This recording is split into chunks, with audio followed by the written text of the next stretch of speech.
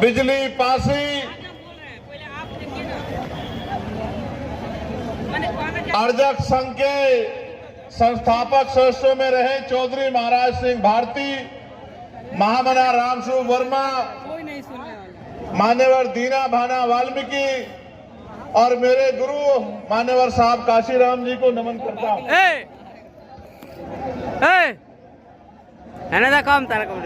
आज हम सब लोग एक विशेष उद्देश्य के लिए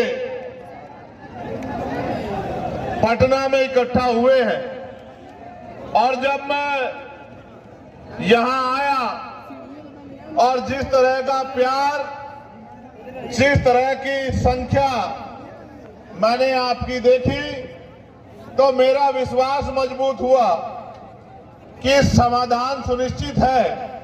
आपकी समस्याओं का समाधान आने वाले कल में सुनिश्चित है, क्योंकि जब जब आप अपनी समस्याओं के लिए ईमानदारी से काम करोगे और समस्या का हल ढूंढने का प्रयास करोगे तो क्योंकि भारत में लोकतांत्रिक व्यवस्था है और बिहार तो लोकतंत्र के जननायकों में से बड़े बड़े नेता जिन्होंने बिहार में जन्म लिया, ये क्रांतिकारी धरती है।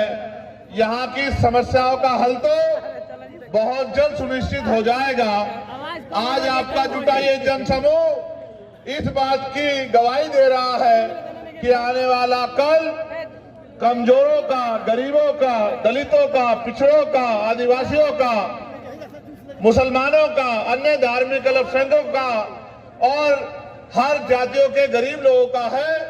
ऐसा विश्वास मेरा आज आपकी संख्या के आधार पर यहाँ मजबूत हो रहा है।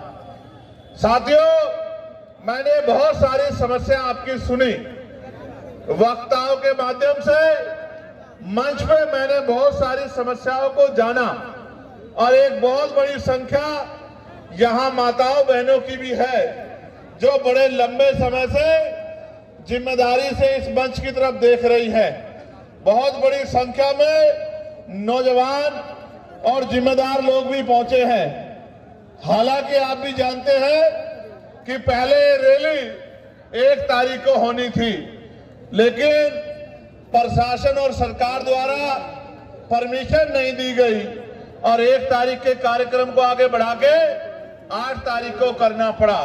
शायद सरकार की ये मंशा रही होगी कि जब 1 तारीख को कार्यक्रम नहीं होगा तो 8 तारीख का कार्यक्रम फेल हो जाएगा।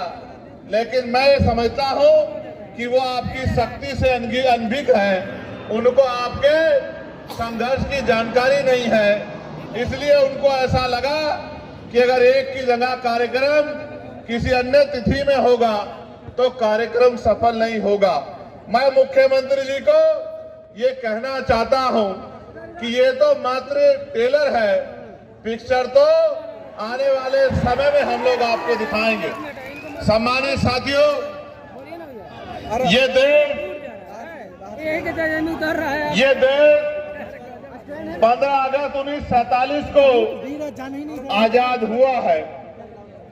14 अगस्त 1947 को हम लोग इस देश में ब्रिटिश हुकूमत के अधीन थे। ब्रिटिश हुकूमत के अधीन होने के कारण इस देश में बहुत सारे हक अधिकार हक वंचित समाज के लोगों को नहीं थे।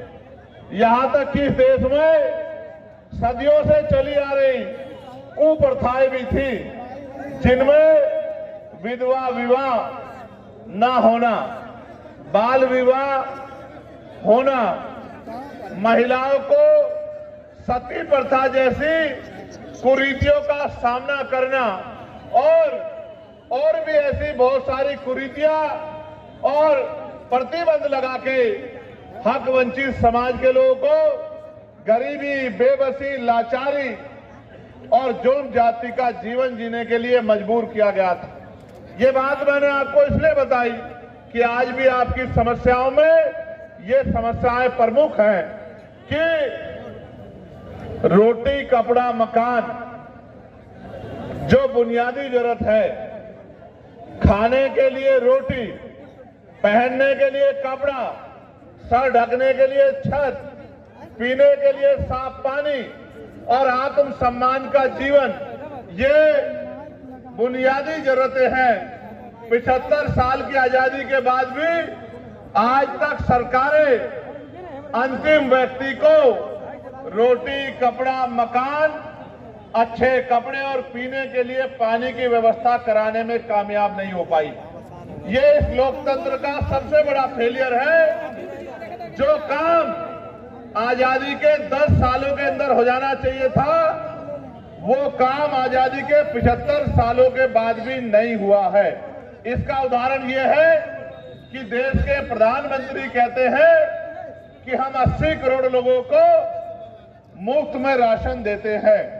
अगर इस देश में लोगों की जेब में पैसा होता, वो गरीबी के जीवन से निकल पाते, तो 80 करोड़ लोगों को मुफ्त में राशन नहीं देना पड़ता।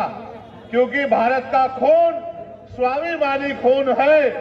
ये हाथ फैलाने में नहीं, मजबूती से संघर्ष करने में भरोसा रखता है, लेकिन इनको मजबूर किया गया है हाथ फैलाने के लिए, सिस्टम बना के किया गया है। मैं इसलिए आपसे कह रहा हूं और मैं तर्क के साथ आपको कहना चाहता हूं, मीडिया भी इस बात को दिखाएगा कि भारत के साथ साथ कई ऐसे अन्य कंट्रियां भी हैं, कई ऐसे देश भी हैं जो भारत के समकालीन या भारत के बाद आजाद हुए, और आज उन देशों में जाके देखोगे तो आपको एहसास होगा कि वो भारत से लगभग 50 साल आगे चल रहे हैं। जब एक समय पे आजाद हुए देश